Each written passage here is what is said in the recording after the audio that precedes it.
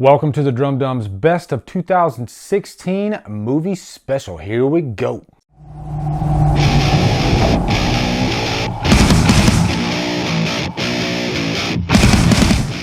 What's up, guys? I can't believe that 2016 is over, and I just found out today that Carrie Fisher died. The whole world found out, and it's just really sad to me. So first off, I guess I just wanted to say I really miss Carrie Fisher. She was my first crush. And of course, she played a part in Rogue One, not the actress herself, but the character of Princess Leia. So it just saddens me to do this because Rogue One is definitely in that top 10. So anyway, let's get this thing going. First off, I gotta give an honorable mention. This movie actually was my #1 movie for quite a while, and that is Batman v Superman. Now, this movie was very controversial. A lot of people did not like Batman v Superman. I stood by it the whole time. I still stand by it, especially the ultimate cut. I really like that it didn't go the conventional way with the superhero movie.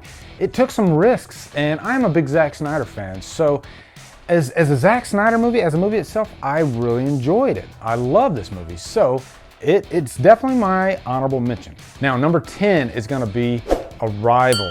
Denis Villeneuve is one of the best directors working today.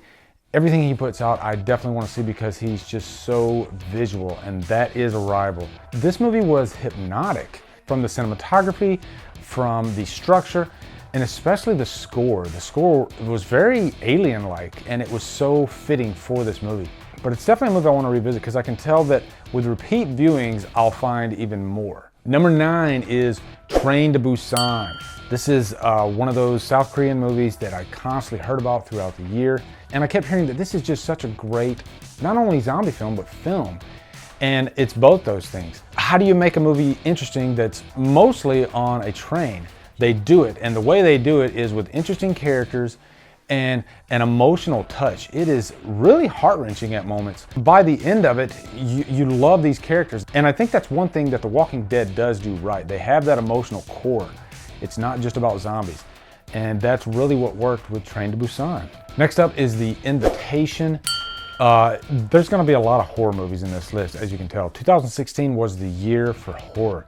And The Invitation was really just a great thriller, really. It's more of a thriller, but again, this was one that had really interesting characters, a really unique premise. And I don't want to give away any spoilers, but the motivations for the characters in this movie that were holding this dinner party were just completely insane. And I love that shocking last scene in the movie. Great stuff. Number 7 is The Shallows. Not since Jaws have they made a really great, effective shark movie until The Shallows. And what's great about it is it's just a simple story of this girl on this beach, and she's really just trapped in this situation with this shark. And throughout the whole movie, she has to use her wits to get out of this situation. And that's what I loved about this movie. Really simple, but so effective and chilling. Next up is a movie that most people probably haven't even heard of, and that's called Darling. I found this on Netflix, actually. And it's just really odd. It's one of those really out there types of movies. It's black and white, and it's about this innkeeper. She's taking care of this building in New York, and all these really strange things start happening. And this is one of those movies that has quite a few abstract images and can be really haunting. Number 5 is another South Korean film, The Wailing. This is one that I have just been obsessed with. I've watched it twice already, and every time you watch it, you find something different. I love movies that are kind of a puzzle, and when you mix horror with that, that's just a huge bonus, and that's what The Wailing was. It's really a big puzzle, but also it has amazing acting, amazing characters, and really some crazy situations unfold in this movie. Number 4, this is a movie that I have loved since the beginning of 2016. That is The Witch. Talk about really artistic, hypnotic, creepy movies. The Witch is all of those things. Beautiful cinematography, and I was just so interested in the character Thomason. The first time I saw this movie, I was actually thinking one thing about the main character of Thomason, and then when I watched it again, I realized maybe I wasn't right. And I like movies like that. And talk about a really chilling last scene. Loved The Witch. Number 3 is Green Room. Rest in peace, Anton Yelchin. One of his last movies, but he left such a phenomenal performance. These rockers, they're just stuck in this room, and they're just in a terrible situation. They gotta find the way out of it. and it's just really brutal too. They don't hold back on the violence whatsoever. So by the time you're through with this movie, you're almost exhausted, but you're completely satisfied. Just a great, great thriller. Number 2, this is another one that held my number 1 position for a while. That is Don't Breathe. This is one that I wanted to see for months and months. It's just a really interesting premise of this blind guy being robbed by these thieves, but they definitely robbed the wrong guy. And then that whole third act was just completely turned on its head, insane, and what a payoff. And number 1, have to say it, Rogue One. Did not expect a Star Wars movie to be number 1 this year. I wasn't that excited for Rogue One, actually.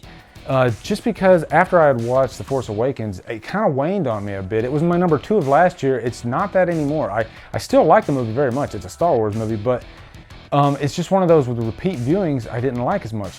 And I've only seen Rogue One once, and hopefully that won't happen with this one, but there were just elements of Rogue One that I loved. It was just so different than the rest of the Star Wars movies. It was darker, it was grimmer, and what a payoff. That last 10 minutes alone make this movie my number 1. And there's a lot of complaints about the characters not being that interesting, but honestly, I love the characters of this movie. K2SO is one of my favorite Star Wars characters now. He was one of the most awesome droids ever.